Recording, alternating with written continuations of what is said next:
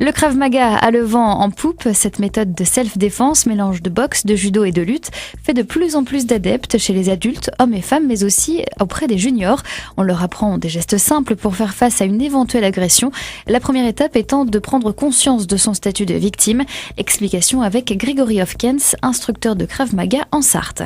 De plus en plus, on entend parler de harcèlement psychologique, physique à l'école, par exemple. Et donc, la plupart du temps, quand on discute avec eux, ils se rendent pas compte qu'en fin de compte, ils subissent une agression ou alors ils estiment que c'est de leur faute. Il faut bien faire comprendre, un petit peu comme pour les femmes sur les agressions sexuelles, que à aucun moment, le fait d'être victime d'une agression est de la faute de la victime. C'est de la faute de l'agresseur. Que ce soit entre camarades, ils sont très très durs entre eux. Dès qu'un enfant va être un petit peu différent, on va paraître un peu plus faible. C'est toujours plus facile d'aller taper sur un faible que sur quelqu'un qui va être beaucoup plus fort. On va chercher justement à leur redonner la confiance qui va être nécessaire déjà à ne plus être, on va dire, une cible évidente d'un agresseur.